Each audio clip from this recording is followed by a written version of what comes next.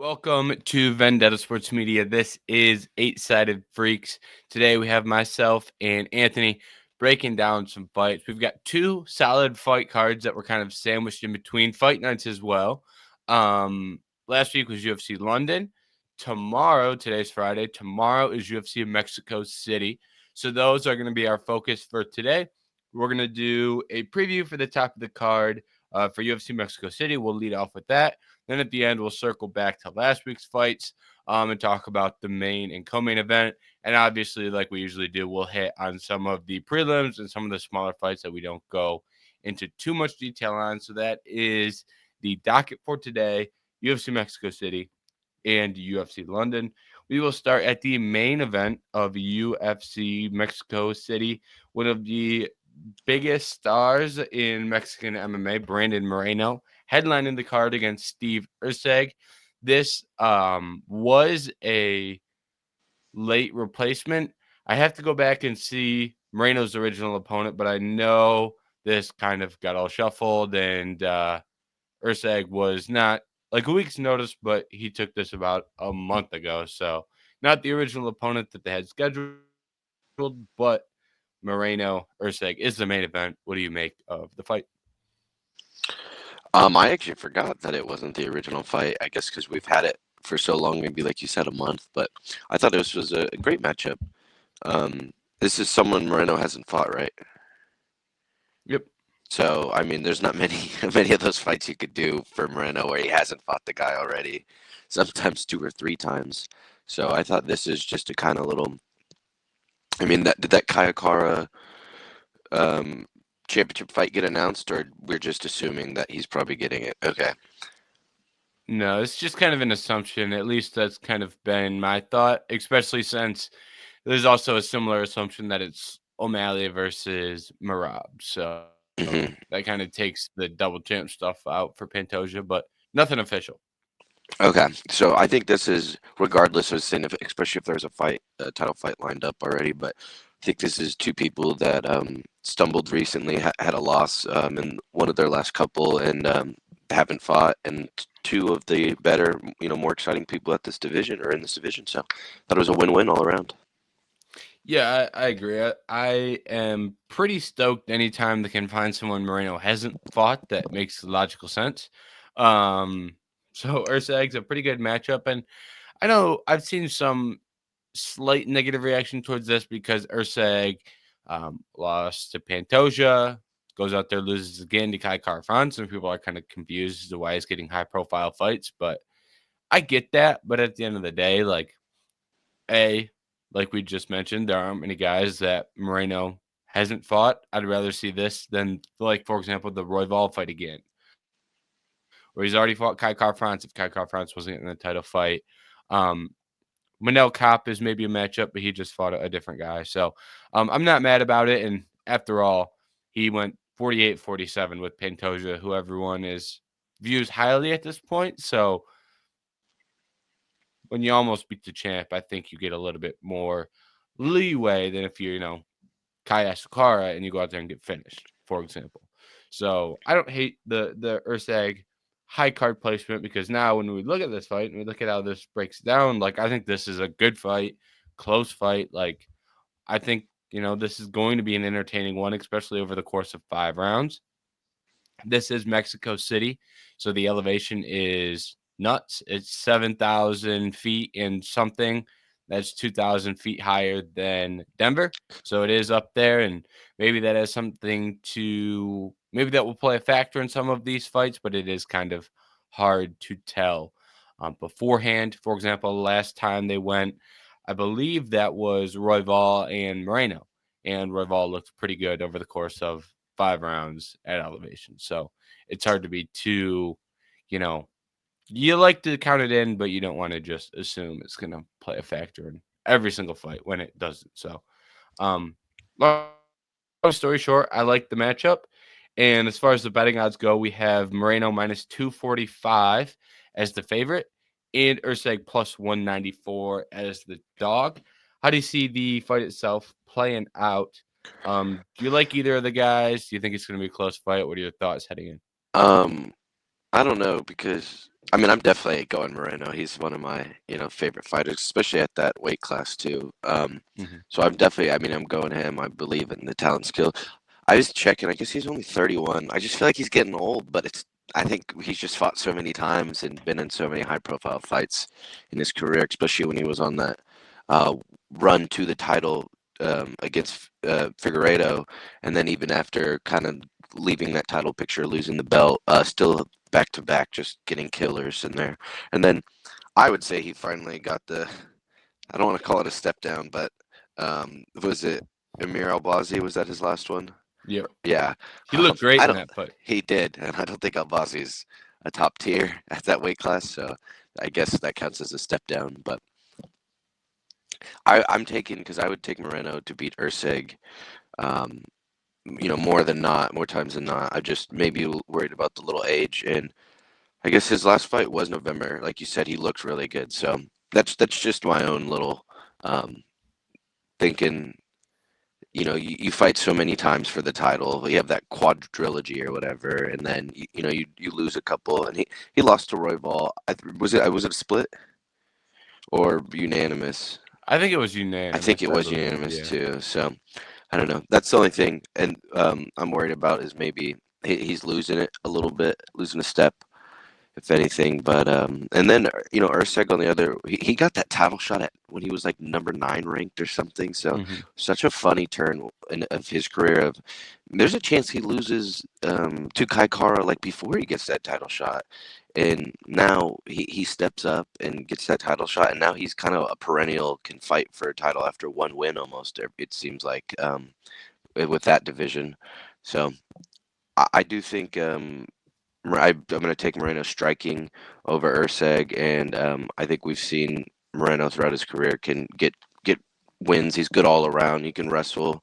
He has some subs, striking not only with his hands, but has multiple head kicks, and also I think finished Kaikara with a body kick too. So he's really he's really pretty good all around and everywhere. So I think and some championship experience will lead to hopefully a win here. I know it's 5 rounds, and like you mentioned, elevation. So I think a little veteran presence can definitely help him win this against Erceg. Yeah, and to correct the Royval fight, that was a split decision. I double checked. Um, that was a crazy one though. That was should have been unanimous, but it is what it is. And I think it is very interesting. I think Moreno is going to be one of these guys where you don't really know how old he is because he's going to be older in fight years than he will be in regular years. Like, there's just, first of all, he got into the UFC at a young age. He fought through the Ultimate Fighter against tough guys. Like, he fought Pantoja on the Ultimate Fighter. So he's going against UFC guys on that show. Ends up getting, I don't know if he got cut or, well, I guess he would have technically had to get cut, but that's when they were thinking about cutting the division. So they were cutting a lot of fighters. He was part of that. Goes to the regional scene, comes back, and I mean, like you said, the 4 fights with Figgy, like there's just no way to go about those fights without those being wars. Like it's Davison Figueiredo, and then you run out there again against Pantoja, 5 round fights. Like he just has a lot of miles um, on the tires. So you never really quite know, is this the fall off? Well, he's only 31. Like you kind of have to deal with that for now. And if he wins this fight, like maybe some of that'll be put to rest. But I feel like that's going to be a constant, at least every time he loses. Maybe not every fight, but I think every time he loses, that's going to get brought up. And meanwhile, like you, Erceg, like you said as well, very interesting run in the UFC. I don't really put a ton of stock in the wins that he had. I will say I do think the Alessandro Costa win is not bad. I think he's better than his placing in the division suggests. But like Matt Schnell, for example, like it's kind of, we know Matt Schnell doesn't have durability, and Erceg bonked him on the chin and put him out cold. So like that's gonna happen in that matchup specifically. But he went out there and made a good account of himself in the Pantoja fight. But in the same time, at that one, I want to give him the respect because I think he deserves it. But from a matchup standpoint, he's a very good defensive grappler. And Pantoja's there to be hit, and he took advantage of Pantoja being there to be hit. didn't have the same level of success against Kai France, got countered against Kai France. So I do think this is going to be a really close fight. And if I were to line this, I'd probably have Moreno at like minus 130. I think like the 245 price tag is a little wild. I mean, I think it's going to be much closer than that, even though I do think he wins. And I think it's just has to be that close because I think both of these guys are just so similar. Even if one guy's better at a certain thing than the other, they have a very similar base set of skills. And like, for example, both of these guys, great defensive grapplers that you just like can't grapple against. So like, I think it's going to be mostly stand up. Neither one has like an insane level of power. They both can finish fights, but neither one is like, well, this guy's power puts them over the edge. Both guys similar size, similar like physicality. Neither guy's like way stronger than the other. Neither guy's way faster than the other. I think, there's differences. Erceg's a little bit faster with his feet. Moreno's a little bit faster with his hands, but like the difference in those things is not like massive to make Moreno minus 245 or make Erceg, like a massive favorite in his own right. So I just think it's going to be close, and both guys prefer the boxing, supplement a little bit with kicks, but lots of similarities. I do like Moreno because I kind of trust him a little bit more over 5 rounds. I think he can keep the hand speed up. I think that kind of the style in which he boxes is going to be beneficial. I think he can throw some of those shots that Kai France was having success with, some of those looping hooks, but he also can still keep it technical enough when it's technical. So I like Moreno, but like I've said several times already, I think it's going to be a close one. Yeah, I agree. That's what I did notice too. I thought minus 245 was a bit much too. I don't think I mean, it's the odds makers and stuff, so I don't think they do it like that in UFC, but I didn't know if that was because it was in Mexico City, like in other sports where, you give the home team like 3 points. It's kind of plus or minus. So that was weird too. I didn't know if that was the reason, but yeah, I agree. I do also think it's going to be close. That's why when I was breaking it down, I do think they match each other really well and their well-roundedness. That's why I was kind of just leaning on that veteran presence. I've seen Moreno. You've seen him in more spots against better competition or worse competition too. We'll see where Erceg's at. After this one, I think this is a perfect litmus test after jumping up in line to get the belt and then kind of getting starched pretty quickly. Against Kai Kara, which hats off to him. That can happen. He's when you're fighting him. So this should be a good litmus test because I see this ideally going at least 3 rounds. Maybe it'll be decided in 4 or 5, but I think we can get a good fun one to see where Moreno's at, see if he still has it after he looked good on his last one, and then to see really if Erceg can hang with these top tier guys because that Pantoja one was I don't remember how short notice it was. Or what was it? Short notice. It was a quick turnaround. Uh-huh. Like he got the finish, and they were like, "All right, we need Pantoja in Brazil." So that's kind of where they got Erceg from because he had just started Schnell. Okay. So I think he had a little bit of a quick turnaround because off the top of my head, I'd say actually I've got it right here. I don't really have to go off the top of my head, but it was like a fairly quick turnaround. That was 2024, both of them. Schnell was in March. Pantoja was in May. May. Okay. But, yeah, 2 months. So that's what because it's tough to base like give or take. Like you said, you're not too impressed with his wins. Schnell was very knockoutable. I think he had quite a few on his record. So it's tough to put so much stock into Erceg based off of like a loss necessarily.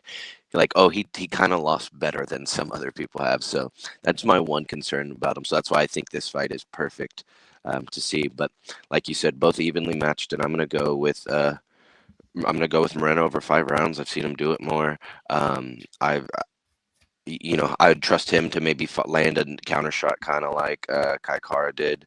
And even though I said we've kind of touched on he's getting older, I think that chin's still pretty good too. So it's more of a speed and anything else decline is what I'm worried about, not necessarily a chin decline because I don't think he does get hit a little bit, but who doesn't when you're fighting Figgy too, though. But besides that fight and besides some of the wars he went through, I still think he looks pretty good on the durability side. Yeah, and I did kind of think about that myself because I was kind of thinking, does this fight go the distance? Is one of these fighters gonna get a stoppage? And I do think that Moreno's the more likely of the two to get a stoppage. I think he's got a little bit more firepower than Erceg, and I trust his durability a little bit more. Like I get that Kai France hits hard, but like we just really haven't seen Moreno put down like that, especially recently. If it has happened, it'd have to have been a long time ago. Um, Meanwhile, Moreno didn't get to finish in his last time out, but body kick over Kai France, like that's a good finish. And then he's got two over Figgy, one by sub, one by doctor stoppage, so KO. So having like, I think he's got multiple ways to finish fights. Erceg can jump on submissions too, but I just think I think Moreno's got more ways to finish, and I think Moreno's also the more durable of the two. So those are like and I don't think once again those are by wide margins, but if you force me to pick, I'm giving him the advantage of in both of those spots. Which when you're trying to figure out a close fight, those are some things that I'd rather side with, even if it's just a little bit of an advantage. I'd rather be on the side with those advantages. Mhm. And that's why from the start too. I think this was just such a fun, great fight that they matched up. I know they obviously needed someone to headline Mexico City, so they were going to Moreno regardless. But I think the Erceg fight was a great pick, and I'm just excited to see it. Yep. And we talk a lot about flyweights getting some opportunities. This is a continuing trend. I think we've seen a growing, definitely, at least since we've started this podcast, like we've seen the growth of flyweight main events, and this is another fight, a little bit more continuation of that. I wouldn't necessarily consider this new at this point. We've had several flyweights this year, and this is another one that it's a good fight, and we keep getting good fights in flyweight main events. So I'm not complaining one bit. It's it wasn't a hard, formula, UFC. Yeah. We didn't it just I'd take this fight over a 9v10 heavyweight matchup as a main event any day of the week. So, It's better than that Victorian Delete we yes. got a couple weekends ago. So, all right. Moving down on the card, the Drew Dober, I'd consider him a staple of fight nights. Sits around the co-main spot, pretty dependable as well to give you an entertaining scrap. Going against Manuel Torres. Manuel Torres coming off UFC 306, where he was knocked out by Ignacio Bahamondes. Prior to that, undefeated in the UFC, all first round finishes. Dober, off the top of my head, has the record for knockouts, in the lightweight division. Hard hitter, a little bit up there now. I believe he's 36, which is sneaky Oof. old for that division, and that's kind of snuck up for Dober. But we kind of have another big opportunity here for Torres after I'll say, fumbled the last one. I wouldn't consider a loss to Bahamondes a fumble, but knocked out first round in a fairly uncompetitive fight. I feel comfortable calling it a fumble. A He fraud didn't. check, I think, is what what you Yeah, want to say. yeah. Fraud check's a good term as well, but why get fraud checked once when you can do it twice? Yeah. So he's going up against Drew Dober here. Betting odds have it very closely lined. Minus 118 Dober, minus 104 Torres. What do you make of the co-main event? Uh, I think it's a good one. Um I mean, I love me some Drew Dober, so that's why if you put him anywhere, especially if it's a fight night too, as a Mm-hmm. co-main, you can't get mad. Like that's a perfect Drew Dober spot. Um, I'm there. I think he has entertaining fights all the time. If you look at his resume too, just fights dogs for some reason. Like even the people will like that aren't quite ranked, but we just like them where they're the best of like that next crop. And then he's just always seems to find himself in those type of fights. Um, and I am curious, obviously. I do believe Manuel Torres has some talent. I know he I don't know how many fights, but I know he has some talent, and I know saw his first win, and then unfortunately ran into Bahamondes, which that loss might only age better through time. We'll see. Too is the one thing. So I'm curious to see how he bounces back. So I think this is a pretty sweet spot. I mean, they're 2 for 2 in the two co-mains. I think of should be ideally if it plays out correctly, but 2 for 2 with entertaining fights, good matchups. Yeah. I think this fight is kind of wild. On paper, like you said, I don't disagree that it's going to be like a really fun matchup just by the way both these guys fight. Like, Dober's a guy you can chalk in pretty consistently for a fun scrap. Even if you give him a boring fighter, like, he's going to make it entertaining. Like, same goes with Torres, goes out there, hunts, finishes aggressively. Big swings on the feet, lots of power on the feet, mixes in some elbows and knees. He jumped the back on Chris Duncan. That's actually looking like a more impressive win after his win at UFC London last week. Very different style than Vucenic, who he got the win over. But that win is actually aged pretty well. I just think it's a little bit much to go from losing to Bahamondes, who is now ranked, but he was unranked at the time and just got ranked. I do think it is a little wild to, off the back of that performance, get yourself a Drew Dober, who, in my opinion, Drew Dober should be fighting other veterans that guarantee a fun fight with him. Kind of like when they booked him against Bobby Green. That's been a couple years at this point, but at that point in time, like, that was a two veterans. Everyone knew it was going to be a fun fight. But I also think he should be reserved for guys who are young and talented fighters who are trying to get in to the rankings. And if he wins a couple, he can get his shot in the rankings too as well. I'm not against that, but he should be used as a gatekeeper, a fun gatekeeper. That's not trying to use that disparaging in this specific context, but I just don't think Torres necessarily deserves that opportunity again. I think he should have to fall a little bit further down the ladder. I am very interested to see if he grapples here because Dober is very durable, and I'm not very confident in anyone whose game plan is going to be like, I'm going to hunt Drew Dober down and try and knock him out. Like, that worked for Gene Silva and Matt Frivola, and Matt Frivola hits very hard, and Gene Silva hits very hard, and the doctor stopped the Gene Silva fight, not Gene Silva. Gene Silva landed the shots, but the doctor was the one who called it. So I just find it hard to see Torres going out there and just blitzing Drew Dober and knocking him out. And if he doesn't, you kind of is he going to grapple? Well, I don't think so. He can grapple, but like, it's all based on physicality and not really much technique. So like, everything he does is so physical that he gasses out in 3 minutes to 5 minutes, and then we throw him in here at elevation against Drew Dober, who trains in Colorado, should be good for the elevation, and has never gassed out to my recollection of watching his UFC career. And he's been knocked out twice, and like I said, one was a doctor stoppage. So I just see a hard path to victory for Torres, because if he doesn't get the first round finish, if you tell me this fight goes to round two, like, it becomes Drew Dober just teeing off on a guy who's just standing there, in my opinion. Yeah, I mean, sounds good to me because I mean, I could pair it with that though, like you said.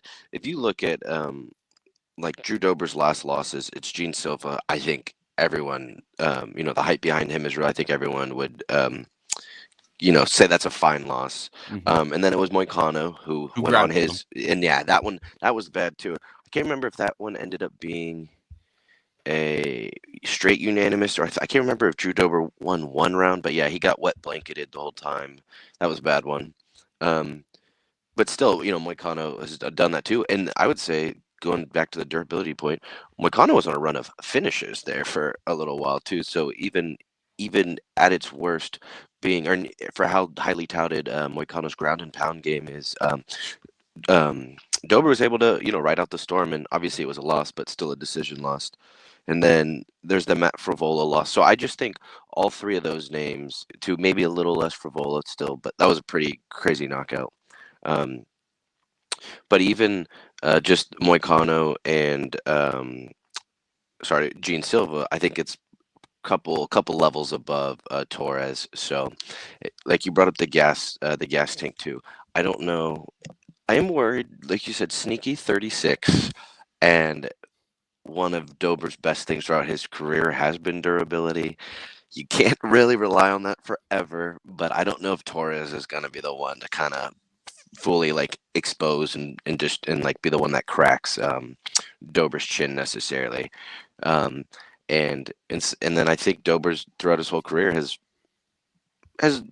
fought great guys throughout his whole career, and specifically recently. And I just don't think Torres is that um, same level fighter of Gene Silva and such. So I think I would also go Dober here. I wouldn't say comfortably. I do get the money line. The line's pretty close, but I would say Dober, and then ideally a finish too. Get ideally a finish probably. Yeah. I don't think this one goes to decision at a very high rate. Like Torres is going to try and finish Dober, and like Dober doesn't strike me as the type of guy to stand in front of a guy who's just on death's door, ready to have a heart attack. Like if Torres gasses out, like you can expect him to gas out. Dober's the type of guy to put him in a coffin. And if he doesn't gas out, then shit, he might just finish through Dober just based off like him being able to push a pace would be scary. If he could do that, then I'd be like, all right, Manuel Torres, you're no longer a fraud. You're probably on steroids because there's no way that's natural, but he wouldn't be a fraud anymore. So that's a whole different discussion. But I do as much as I've hated on Manuel Torres, he does provide fun fights. This is going to be a fun fight and one that people should be checking out. And to just the last point, like you said, if this fight's gonna be on the feet, I'm gotta go Dober just from what I've seen throughout his career. But or the one thing I was gonna say is too, because Torres might be able to find a submission somewhere. Because I had a feeling I already knew Drew Dober got submitted once. It was from Islam. It was by Islam like 5 years ago, 4 years ago. So I mean, he does. It's not like he's easy to finish. Not only, like we said, his durability, whether that be on the feet or in compromised positions resulting from ground and pound and such. Even he's just not an easy fighter to finish, regardless whether that comes through submissions and ground game too. And Islam was the only one to really do it. And I want to say it was like almost a Kimura or something, if I remember correctly, or maybe he used that to switch positions or whatever. But I don't. I just don't see Torres being overtly successful in these areas, and I'm going to rely on Dober to probably get it done. Yeah, I'll see if I can find that. It doesn't tell me what type of submission it was. Or no, Dan Hooker was the Kimura one, yeah. Islam did sub him. Arm triangle from top. Okay. So, still, I'm not going to. I watched him submit Charles Oliveira with an arm triangle, so yeah. I'm not going to hate if he gets through Dober. So. All right. Moving down on the card. Once again, fairly big names here. Kelvin Gastelum going back up to middleweight. And it sounds like it's a permanent move. He said it would be a permanent move. Probably good because that weight cut to 170 cannot be easy. And he is taking on Joe Pyfer. Pyfer, big hyped up prospect. I contributed to that, so I don't say that in a negative way. I was right there pushing the Joe Pyfer hype. He loses to Jack Hermanson. He loses 3 rounds to 2 in a 5-round fight. And then he drops down, gets a win over Marc-Andre Barriault. First round knockout, minute and 30 seconds or something like that. Now he's back in here with Kelvin Gastelum. And it's a 3-round fight at elevation. I think it's a very interesting matchup. Joe Pyfer is a minus 320 favorite, while the comeback on Kelvin Gastelum is plus 245. What do you make of Kelvin Gastelum and Joe Pyfer? I mean, like you said, 2 pretty big names for a third fight on a Mexico City card. I think that's a pretty good top 3 fights right there. I was shocked when I saw this. It seemed like such a random little kind of matchup a little bit, to where when I was earlier in the week, I was like, okay, let me see who's fighting. And I was like, okay, that's an interesting one. But I think it could be, I guess it depends. Well, it goes both ways. I said, it depends where you think Kevin Gastelum is in his career, because, a lot of miles, been through a couple wars. I was on a pretty big losing streak there. I think took some time off, came back, but did look good against D-Rod in his last one. I was actually pleasantly surprised. I thought he looked pretty good, give or take. I don't think Daniel Rodriguez is an elite fighter, but with someone that's been in a couple losing streaks, is getting up there in age, it was definitely a performance that you're like, okay, he's still got some fight in him. He could still put on some good shows, some good performances. And then when it comes to Pyfer,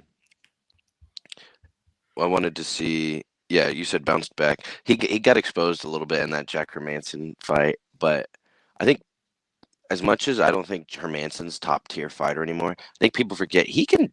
He's like he can expose people. He's a bad matchup at times for some fighters, especially um, if you've never really been tested before in the wrestling department and such. And then with the last fight, like you said, got the bounce back win, KO. So overall, I think even though this is a still kind of a prospect versus an older guy that might be phasing out here in a year or two, I don't know how many fights he has left. I think it's pretty intriguing. Um, and if Pyfer could get a knockout here over Kelvin Gastelum, that would be kind of crazy because Gastelum has a chin on him. We've seen him get hit by some crazy shots and still be in there. But the other thing I will say, I'm worried about if that Gastelum that fought D-Rod can string two performances again. I think there could be some more wrestling and takedowns and mix and matching the shots there, and Pyfer might be in trouble again if he hasn't made any major improvements. Yeah, and no knockout losses for Kelvin Gastelum. He is a grappler, but he's been submitted more than knocked out. Well, I mean, granted, he's been knocked out 0 times, but Yeah. Chris Weidman got him with an arm triangle. Jack Hermanson got him with a heel hook, and Sean Brady got him with a Kimura. And like you said, he has eaten shots, and he has been in wars. Just looking at like the second portion of his career, because he's kind of had a long career, like very long in the spotlight, like Ultimate Fighter winner. Like he has been around the block for a long time. Fought his first UFC loss was against T Wood in 2015. That's the first loss. That's before he went on a win. That was like after he went on a win streak. Excuse me. So, he's jumping all around in weight after that, but he goes on this run of after that Adesanya fight where he is just. I mean, the Adesanya fights when it comes to wars, that's already in the Hall of Fame, and neither of them are retired. And then the Whitaker and Cannonier fights, he was hit with big shots. If I remember that Whitaker, exactly, because obviously the first place your brain goes to is the Izzy fight because that's a classic. But I was to say because that was on Whitaker's little run there when he was pushing for the title again, and I want to say he dropped Gastelum twice, and one of them was a leg kick or a head kick. I mean that I like it sounded like him. He was getting hit with a bat and just stayed in there. So that was definitely one of the ones that I was like, but that's his thing. Like same thing with you worry about the Drew Dober in that sense. Like you worry about the durability, but I mean he has it every fight, even no matter how old he is. Yeah, and I do think this is interesting because you talked about the grappling as well, and I just find it like if he can grapple Joe Pyfer, like Pyfer is not a terrible grappler. I have concerns about Pyfer's cardio, but I'll talk about that in a second. But as far as grappling goes, like grappling Pyfer is hard because that guy is massive. And like Kelvin has spent so much of his career trying to get back down to 170 that like it's kind of interesting as to why he just doesn't stay at 85 and is like, is it because he doesn't like dealing with the size? Like to me, that's an interesting thought when it comes to like fighting guys who are bigger than you at 185 pounds. Like Pyfer he's big. He's damn near a light heavyweight. And Pyfer can grapple. We've seen him submit guys. Pyfer's cardio is the concern here, but I find it interesting because Pyfer's cardio really became a problem in the third round of the Hermanson fight. He won the first two. And like if that's a 3-round fight, like he goes out there, wins 1 and 2, loses 3, gets the decision win, and fights a guy in the top 10. Like it's a very career altering thing by the fact that was 5 rounds and not 3. And I'm not saying that is a bad thing, but like now he's back down here instead of up at that level. And I'm just curious as to what Kelvin would have to do to get him to gas, what Pyfer will look like at elevation. I think there are a lot of questions. I do think that on the feet, like Kelvin does like to strike, and if they're striking, like it's just weird to me because I have a hard time imagining Kelvin being aggressive when you're dealing with Pyfer's power. Like he gets hit with shots, but how aggressive can you really be early against Pyfer, knowing how hard he hits? And can that lead to like one of these low output fights where Pyfer spends the whole first round throwing the jab and a couple of right hands? Or he may be a southpaw, actually. I don't know off the top of my head, but like now we're just throwing a couple straights and a couple hooks, and that wins him the round, even though he didn't connect on anything massive because Kelvin wasn't over aggressive because he was afraid of the power. Now we're going into round two. Now cardio is not really a thing because round one wasn't anything. It's just a weird fight. I do think Pyfer wins, but like I can see so many different ways where you're just watching this fight, and I think it's a good matchup. I'm intrigued for this reason, but I think there's so many different ways this fight can go that I'm just kind of not really overconfident in either side. But I do think it's Pyfer. But like I said, this can go a million ways in my eyes.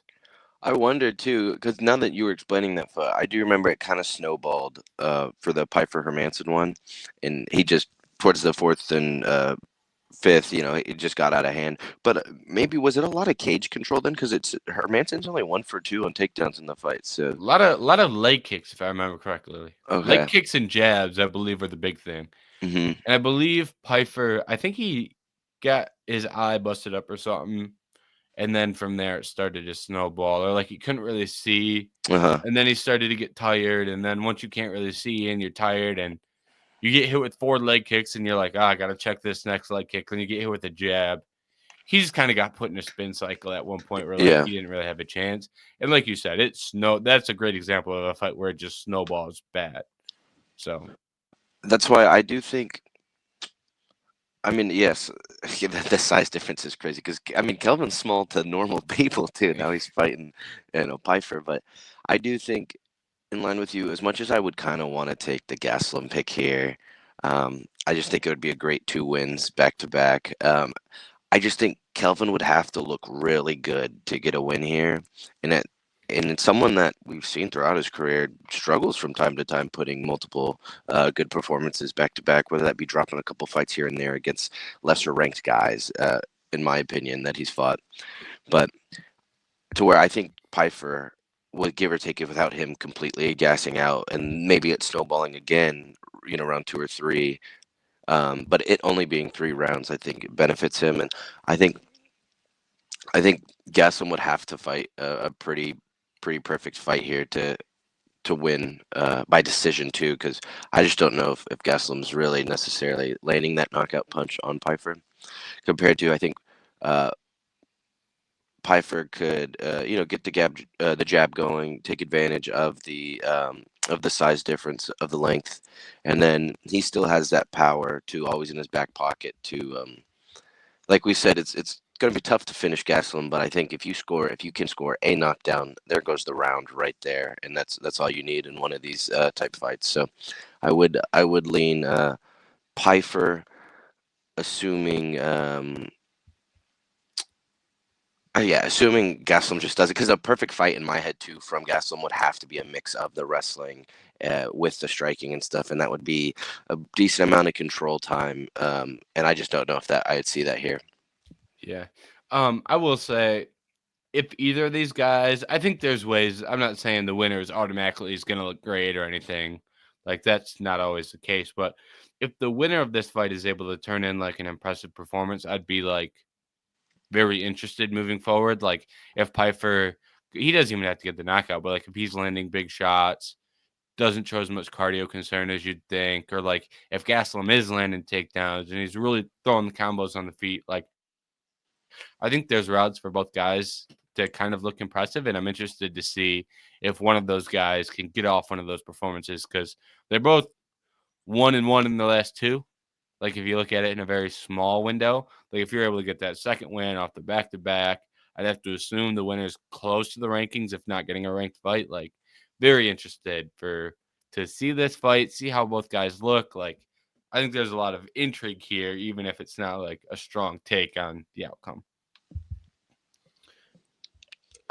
We will wrap up UFC Mexico City with some final thoughts. In my opinion, I like a lot of the fights on the rest of this main card and the prelims. Frankly, some I could give a shit less about, but the large majority of them I think are good fights for one reason or another. Is there anything that stands out to you when you're looking at the rest of this card? Yeah, I was trying to see. Um, okay, that Ronaldo Rodriguez one's only minus 165. But I was gonna say, obviously, you got the Rosas on here, and I'm trying to see. I was just checking the odds real quick, but I saw he was minus 615 on what I just saw. So I don't know. Seems like it's always they just give him. I don't want to say a layup, but it's like, oh, here, go win, and then waiting for that big step up in competition, hopefully soon. Because I mean, you can only groom a prospect for so long before you got to let him fucking fight some actual guys. But They accidentally did. They accidentally let him fight C-Rod, and in round 2, yes, they're like, "What the hell did we do? that We was messed this up." They accidentally had him fight a really tough guy. That's when he should have been fighting the bum. They were like, "Shit, we gave him the wrong guy." I guess that is true because I mean I knew that Ciro lost. I wasn't that bothered by it because I thought that was like going to be a tough matchup for him, and I know he lost height, but I guess they got to restart the whole cycle and build him up again from that. But so yeah, I'm excited for the Rosas fight, of course. I thought Ronaldo Rodriguez had a pretty fun fight at that Sphere card. I think he opened it. And I don't know too much about Kevin Borjas, but that line looked pretty close, so that kind of interests me a little bit. And then this is my kind of first time really taking a peek. Speaking of C-Rod, I did know he was on.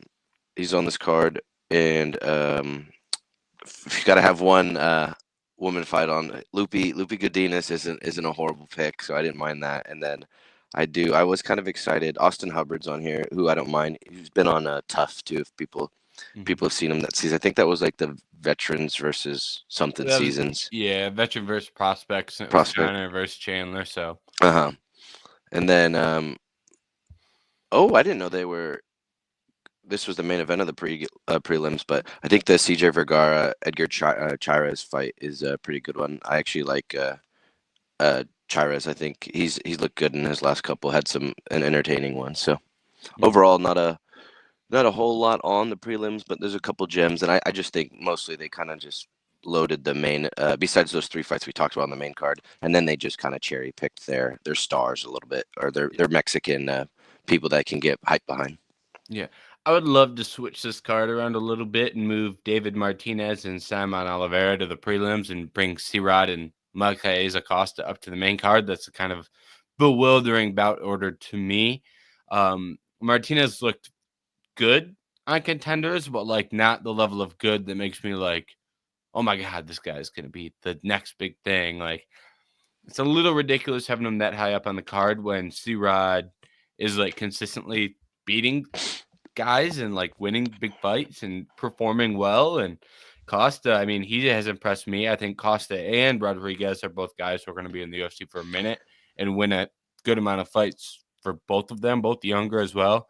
Feels like a weird spot not to promote either of those guys. Instead, you take David Martinez, who's making his debut against a guy who's 0-2. Just don't really get it. And then the B side on those fights that you brought up, Raul Rosas taking on Vince Morales. Vince Morales 3-7 in the UFC, 0-2 on his current run. He did earn a second run in the UFC after going like 5-0 on the regionals, and they were like, "Shit, we'll bring it back, I guess." He has fought a lot of tough guys, but come on, he's 3-7. Like, yeah. Respectfully, I don't think he's terrible. Like, he's probably better than his 3-7 record suggests. But what does that mean? Does that mean you should be 4-4? Like, does that mean like what does that mean? You know what I mean? Like, Yeah, should like it a means you should be 50-50. 5-6 instead? Like, what does it mean to be better than your 3-7 record? Kevin Borjas, 0-2 off Contender Series, but his fights are against Josh Van and Alessandro Costa.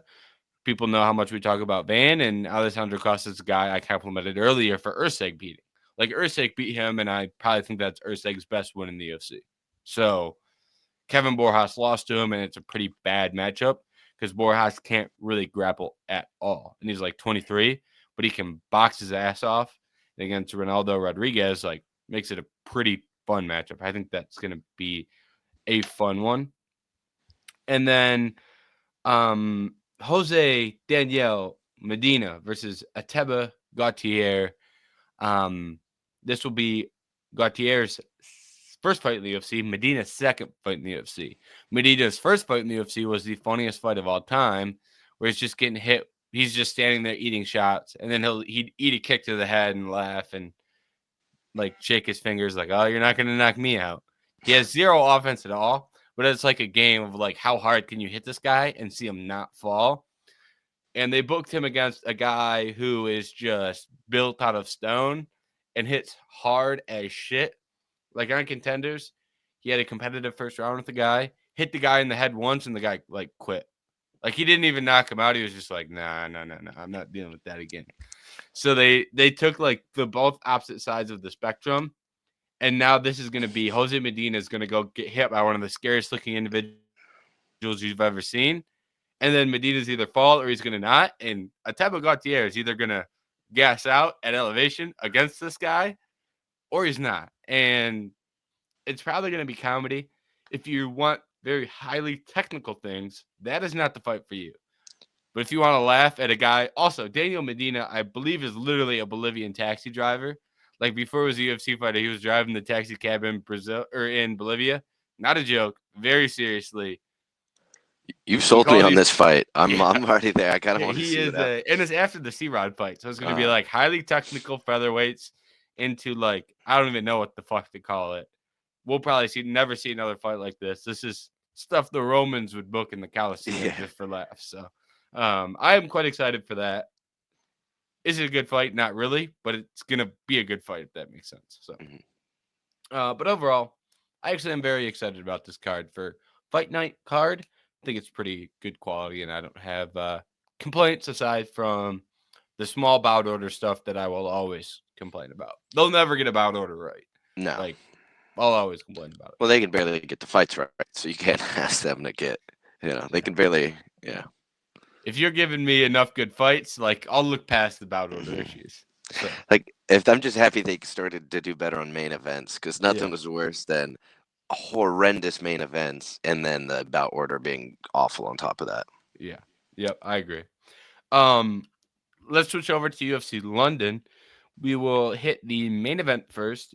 Sean Brady goes out there, gets a round 4 submission against Leon Edwards. He does it by mounted guillotine. Kind of got it from like top half guard, showed the Kimura, wrap around, gets the guillotine. Paul Felder called it out like 2 rounds earlier, saying he was going to try and set it up. He lands it in the 4th round. Halfway through the choke, Paul Felder's like, yeah, he's done. And then he taps like slightly after. And I bring that up because Paul Felder is a guy who trains with Sean Brady and has been in there and is like, yeah, this is ridiculous. Like he's gonna like the grip strength on this is nuts. He's gonna tap here any second, and then he taps. So I think it was a great performance from Sean Brady. But I will let you lead the way and give your thoughts on what you made of the main event. Um, I mean, it was, I guess, a bit probably disappointing right in front of the London crowd and stuff. But I think, yes, it was extremely impressive from Sean Brady. I think the finish was key too. There is getting a finish on top of a dominant performance instead of just going a decision, especially in enemy territory too. Um, but yeah, I thought, I mean, he looks like a stud. That's what kind of surprises me more. Like, give or take, Edwards just still has holes in the grappling defense game, but he's been out grappled by what Bilal Muhammad and now Sean Brady, arguably the two best grapplers maybe in that division. So it was tough. You would wanted to see more from Leon, but maybe he's kind of past that prime of well being the one that nobody wanted to fight for years, and then finally getting the title shot and beating Usman twice. In the second and third of their fights. So I do think, as much as I want to give credit to Brady, and I will. I think that was a fantastic performance. One that hopefully got him some new fans too. I do think is a little bit indictment on where Leon's at now, a little bit as well. Yeah, I do disagree a little bit. And I disagree because I look at it and I say, how many guys in this division are going to go out there and beat Bilal and Sean Brady? Like, I don't think there might not be any. aside from Shavkat, and then you're looking at like Ian Gary or like however you want to look at things, but especially for guys who are pure strikers. Hmm. Like Leon Edwards is a pure striker. It's a very tough run of matchups. And one thing I will give Sean Brady a lot of credit for is one thing that I've tried to do a little bit more myself, and I feel like we've talked about it on the show, is how are guys trying to land takedowns.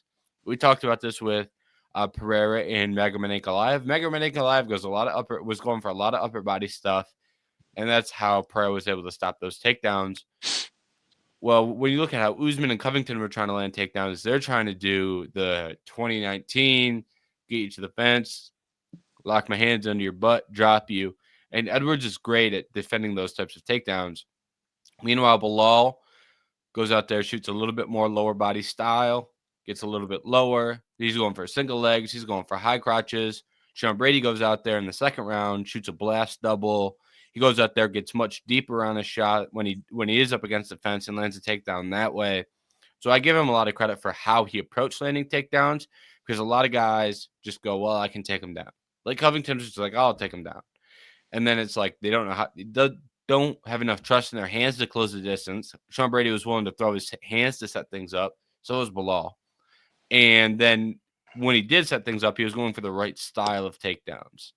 Usman didn't do that, I assume, because of his knees. Like Usman's knees are shot. Like Hmm. that style of takedown, when your knees are shot, it's pretty hard. Colby was just being a pussy, in my opinion, a little bit. Respectfully, as a UFC fighter, he's a UFC fighter, so he's not you know what I mean? But like at some point, we got to have a little bit of, you know, you got to go out there and shoot the takedowns. And he didn't really do that. So I don't think Leon is completely washed. And like, I'm interested to see what a fight for Leon would look like if he were matched up with like Jack Della Maddalena. So, which originally was supposed Yeah, to that was the happen in original London, right? matchup. So, Yeah. and I guess what I should have said more clearly was, don't get it twisted. I still think Leon could have a super fun fight still, hopefully Mm-hmm. entertaining, striking matches. I guess I was saying en route back to the title, Mm-hmm. when it seems like you're gonna have to go through one of these wrestlers, whether that be Bilal or, like you just said, what fighters are going to beat Bilal and Brady back to back. After that performance, I was sitting there like, God, who really could beat Brady? And I would probably land with Shavkat, or or maybe Ian Gary. Depends if he was able to fight pretty flawlessly to win both of those back to back. But I just think en route to a title, I don't see it for Leon if he cannot figure out how to beat these wrestlers. Um, but um, I do still think there's some fun matchups for Head. I don't think. I mean, wasn't thrown off by, like, I didn't think he was like overtly lacking speed in there or anything like that. So. I thought he looked pretty good in the first round. Hmm. He's very good out of the clinch. I thought he landed a few really good knees, a few elbows. I thought he looked good in the clinch. And I would agree as well with that. So I do think that like it's going to be tough as long as Shavkat, Brady, and Bilal are the three guys he's got to beat. Like it's kind of tough. Um, Even if like there's are things he could change to go win those fights, I think, but I just think it's going to be, does he get one? He's not winning those three fights back to back to back. You know Hmm. what I mean? Like that type of thing. So, um, conversely, I think Brady's in a really weird spot because I'm not really that thrilled to see a Bilal rematch based off the first fight that we saw. But at the same time, I think the guy who beats Leon Edwards should be fighting for the title. So I'm kind of really fighting two sides of the coin here in my mind. And like you also don't really know after Bilal and JDM, like, are we gonna do a Shavkat fight? Like, if JDM wins, I can see JDM and Brady, but Shavkat's gonna jump him in line, deservingly so, in my opinion. Anytime Brady would fight for the title, you call Shavkat first and say, "Hey, can you make the date?" If he says yes, it's his. So I think it's very weird, and I don't really know. Like, he beat Leon, so do we run him out there against Ian Gary or Buckley or Usman? Like, what is an appropriate? I don't. Those feel like step down. So I don't really know what to do with Brady. Is my roundabout answer here. Yeah, I would agree. I mean, I kind of would want to see, since that title fight's already booked, I would kind of want to see him fight someone else can get one more win. But like you said, he did just beat Leon. You could technically give him a title fight off of beating Leon, and I'm not gonna sit here and be like, I can't like complain about it necessarily. But I don't know why. I just think that Gary Shavkat. Well, I mean, I think Shavkat should be fighting for the title too. Is the only issue. So if you do have to match them up, but I think a Brady taking Shavkat out of it, I think a Brady Gary one I would be interested in. But like you said, that is going pretty down in the rankings. So Mhm. I don't Yeah, know.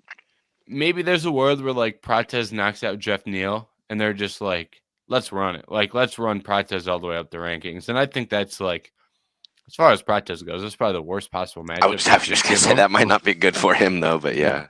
Like, and like maybe that's just their way of like really trying to get Protez up there and like not even wasting time with Brady, but like that's how just confused I am with like how are we going to maneuver this division, that I'm thinking that's a possibility. Like I don't even know if it's that I'm confused or that like whatever we do here isn't going to make sense. Like that just may be the reality of the situation. And at the end of the day, I do think Brady beats a lot of these guys that aren't great grapplers.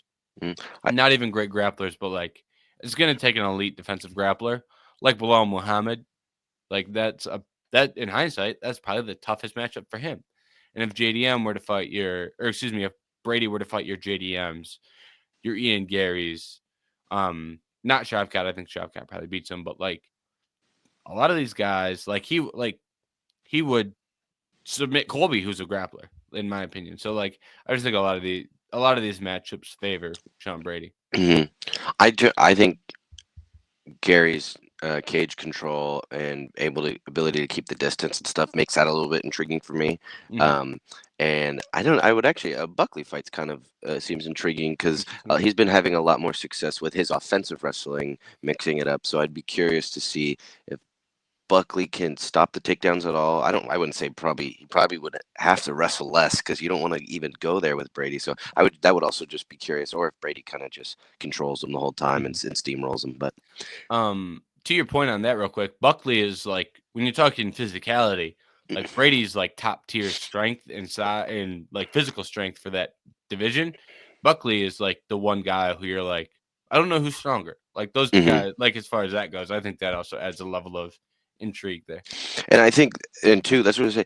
This is like a pretty pure wrestler here, and we're still finding like intriguing matchups and stuff, which is Mm-hmm. can't be said for all fighters that go heavy wrestling style. So I do think that in itself is pretty good. He's the number one ranked right now, and we have plenty of matchups that are at least a little interesting, and that's why I think him getting that finish was super important because then it turns into, I mean.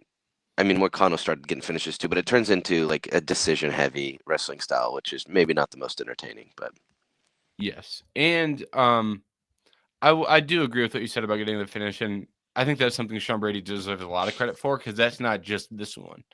Like out there against Kelvin Gastelum, Kelvin Gastelum's not an easy guy to finish.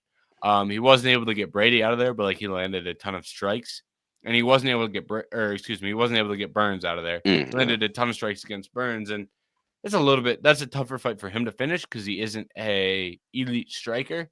So like he's trying to make do on with his hands, and like I respect him for that. He was really aggressive with his striking in that Burns fight, but like you're not just gonna take Burns down and get to your side control and threaten your Kimuras. Like that's like a really tough game to get off against Burns. So I'm Yeah. not gonna like for him to win that fight. In all honesty, is pretty impressive just based off the matchup, even if Burns is old.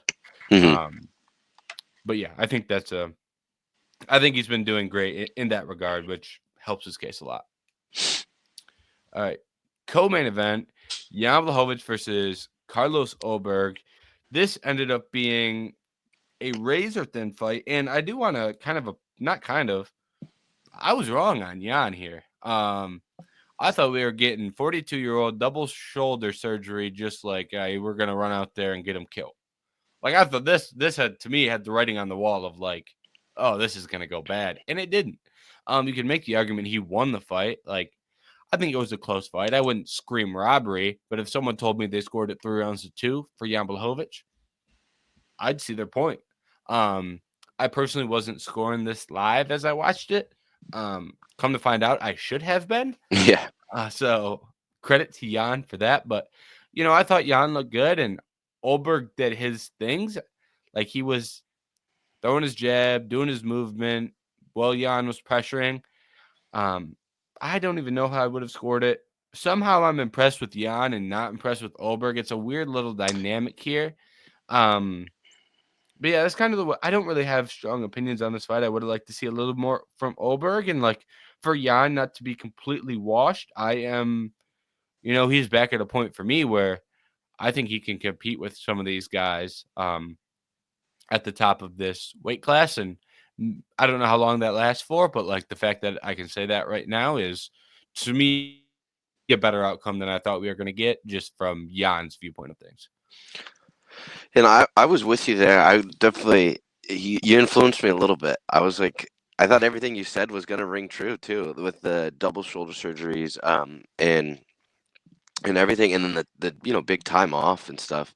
But I also thought, yeah, Ulberg got that big push too. I was trying to think. I wanted to see who he fought first because he's on this run. He's got like the Menafield knockout in there where Menafield just sprinted at him, and Ulberg was like, "Well, I can counter strike," and just landed a hook. Like, maybe Anthony Smith is in there off the top of my head. I don't know if It's Volkan Ozdemir Ozdemir. after the Menafield. So that, and then he got launched into those title talk or like championship last minute replacement a little bit and stuff. So I don't know. I just think I don't quite see the incredible. He's got to win over Ihor. Sorry, he's got to win over Ihor Peteria. That guy sucks. Yeah, I mean, I hate Ihor Peteria, and like that's the level of competition we're throwing him out there with. So sorry to interrupt you, but I saw Ihor Peteria and had to throw some hate out there. And that's why when I saw the line and like kind of you had spoke about Blachowicz and stuff, I was ready to be sitting there. Let me see a good Carlos Ulberg. Like it's on the plate for you to Ulberg could have this great performance, and I'm like, okay, you'll win me over a little bit. Was not won over with this one at all. I thought I get he's good defensively, I just thought he didn't attack enough or get really anything going. He played the kicking game with a 42-year-old Jan Blachowicz, who as good as he is in Polish power and stuff, and he's great in his own rights. Also, I forgot how good Jan was at leg kicks too. I forgot when he was in his prime too, and he actually was a little quicker and would throw a little bit more. He would ruin people with leg kicks. So that was fun. It was also fun just seeing Jan back in there too. But Jan is fun to watch. He's a fun guy to have around at light heavyweight. I just think he fell into his same things where he struggled in his career is a little bit of volume. Is sometimes he lacks volume and he gasses out a little bit.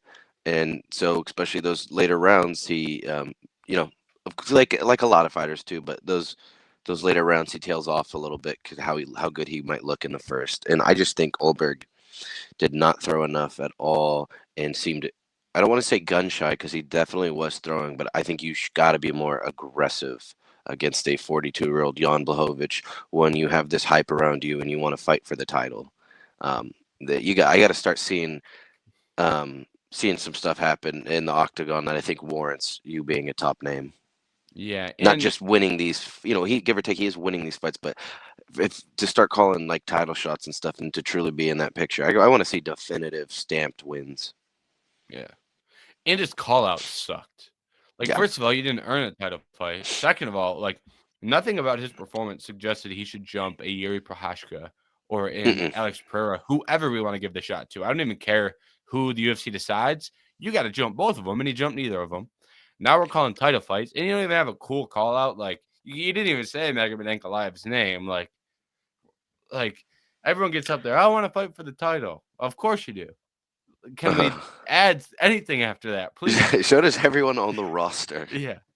People win their first fight and they're like, I'm going to fight for the belt. It's like, all right, well, you just tossed yourself in this. You just had the same call out as that guy. Yeah.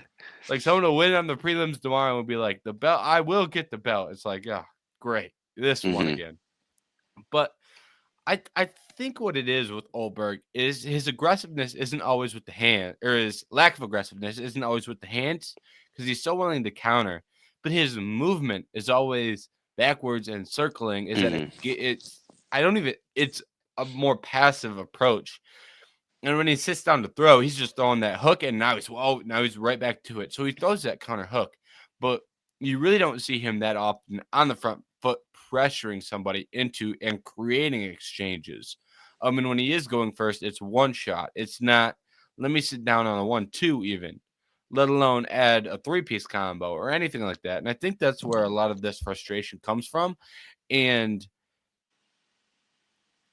like you said as well, I didn't see anything, and it doesn't mean it's not there, but I didn't see anything that makes me go like, yeah, he should be in there with these guys, and I'm gonna pick him to win, and like he's gonna go out there and do great things. Like not even just Yuri and Pereira, but like what happens if he's in there with Alexander Rakic?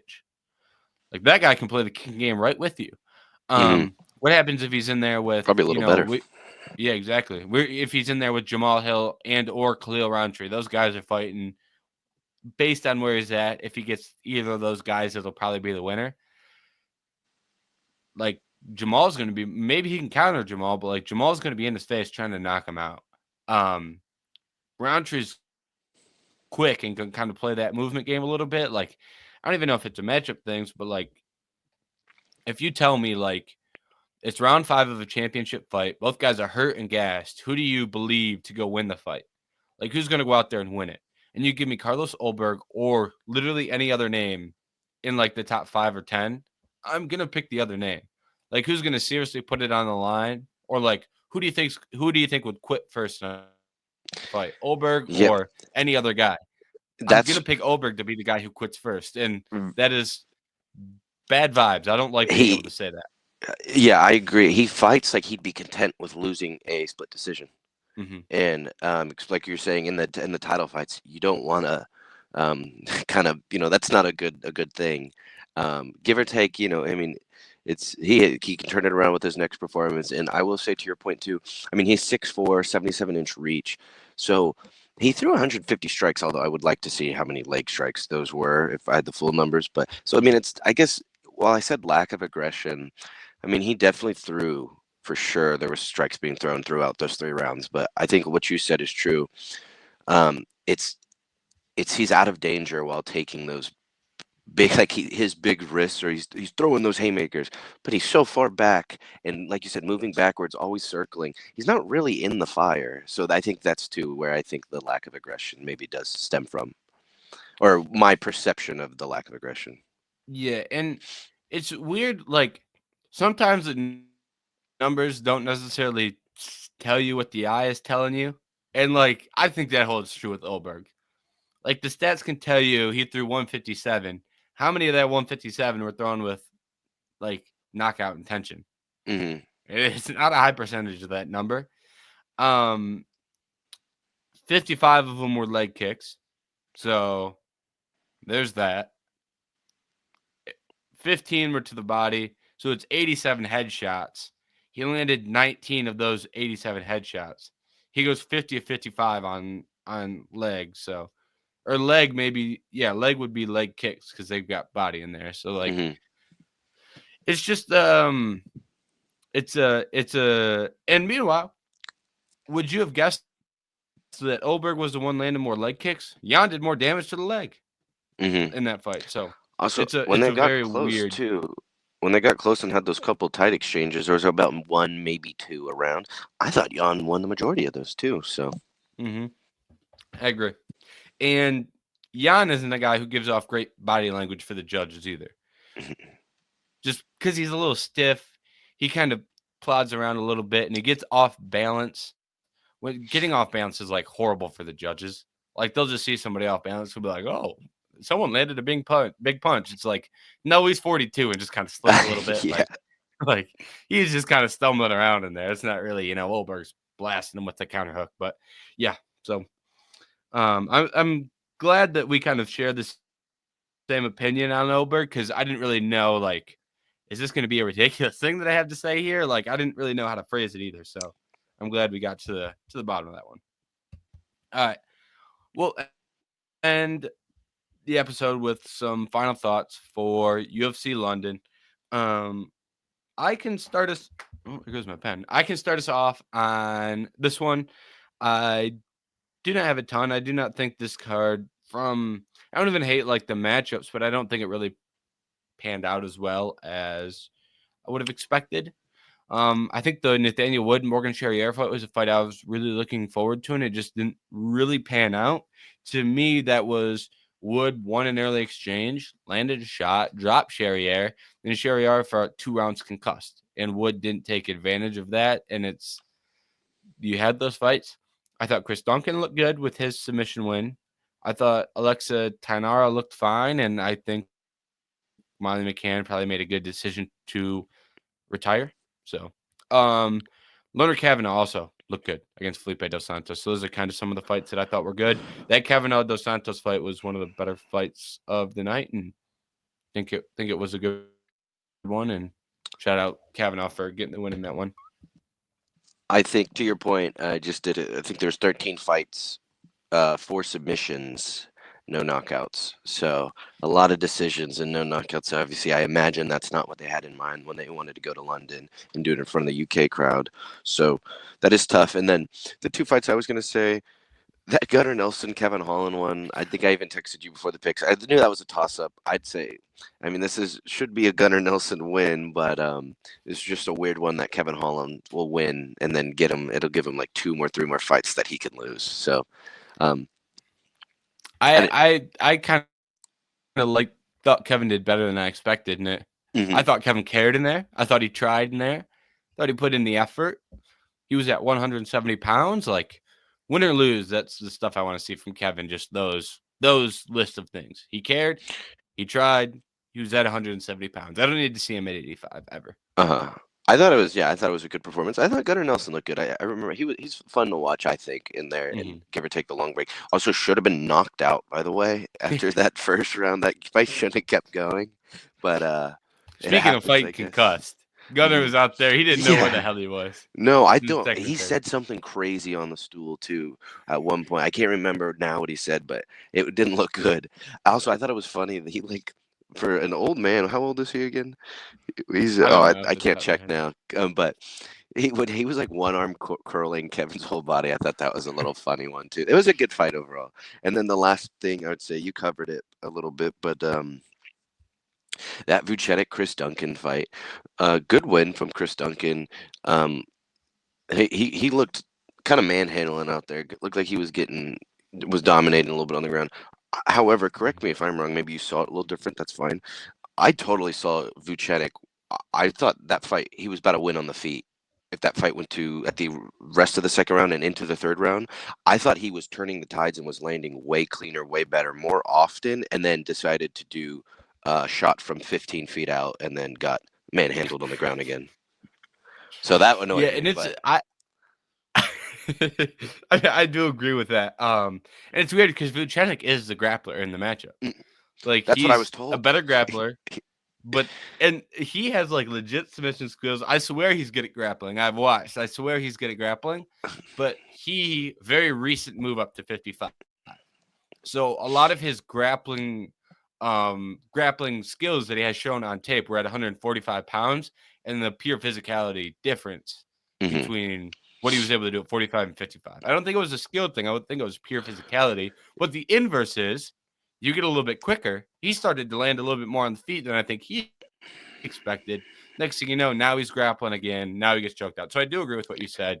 And I think it came down to usually being able to grapple and then usually not having that speed and striking edge. And Chris Duncan can strike too. It's not like he can't. But I agree. I thought Vucenic was outperforming on the feet, especially in the second round.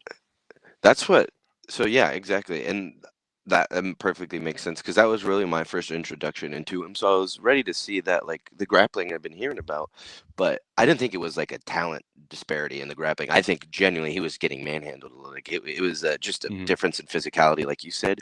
But now imagine me. I was like, okay, he's not winning on the ground like he wants to.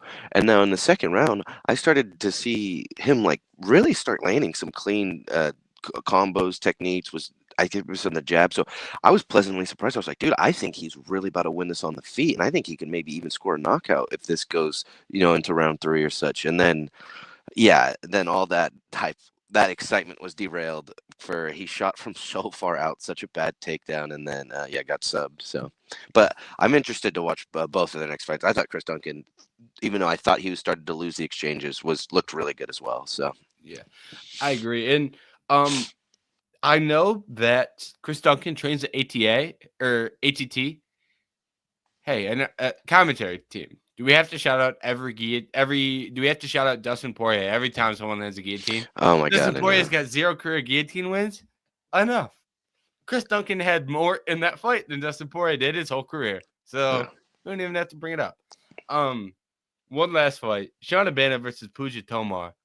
One of the worst fights I've ever watched. But man, did it have it was one of those fights that's got a little bit of funny in there. Like, why is Shauna Bannon doing this thing where she's just got to get so active with the front leg kicks? She's just standing on one leg bouncing, landing like body kicks, and she's throwing like the goofiest fucking taekwondo kicks out there. Like, it was a god awful fight. Shauna Bannon had the worst possible like striking approach I've ever seen. Puja Tomar finally realizes, oh my god, this girl sucks. Oh my god, I should throw punches. She lands the punch, knocks her down. Bannon throws up an armbar, doesn't get it. Then Puja Tomar goes, actually, hey, take it. Puts her arm back into the armbar, and then she gets submitted. She accidentally escaped the submission and then gave it back to her. I'm like, what in the hell am I watching? I'm sitting there going, her arm's out. Her arm's, she had like this much of her arm. You can't really see, but the elbow was out of there. The next thing you know, she's pressured in and gives her the elbow back. I'm like, what in the hell I didn't see it, but I didn't see the fight, but I heard it was pretty bad too. It was how bad. everything played out. Bad. Like, I'm like, half of me's wanting to laugh, and the other half of me's screaming at the TV that I have to watch this in a UFC octagon. Yeah. Like, you could have put those two in like a casino and then put 4 people in there and told me it was a regional show. I would have been like, these girls suck. Like, what are we doing? Like, it was that bad. Like, get them both. Puja Tomar is somehow 2, or no, now she's 1-1. But like, both these girls have 1 UFC fights. They both fucking suck bad. So I had to get that off my chest because that was one of the most ridiculous things I've ever seen. That's fair. All right, that's everything I have for UFC London. Did you have anything else you wanted to throw out? Or are you good? No, I think those were because I didn't watch a whole lot of the main card. I think that was everything. Or I'm sorry, I didn't watch much of the prelims. I meant. Yeah. Thank you to everyone who tuned in for UFC London and UFC Mexico City preview and recap. We appreciate it. Be sure to go to vendettasportsmedia.com. We've got UFC articles there. We have preview and best bets. Best bets already up. Preview will be up. And then decent amount of UFC news articles this week. NFL drafts. If you're into the NFL draft, Trey is pumping out draft profiles. So that's a big piece of the website's content right now. So if you're into that, vendettasportsmedia.com is the place for that. But thank you for tuning in. We will see you next week.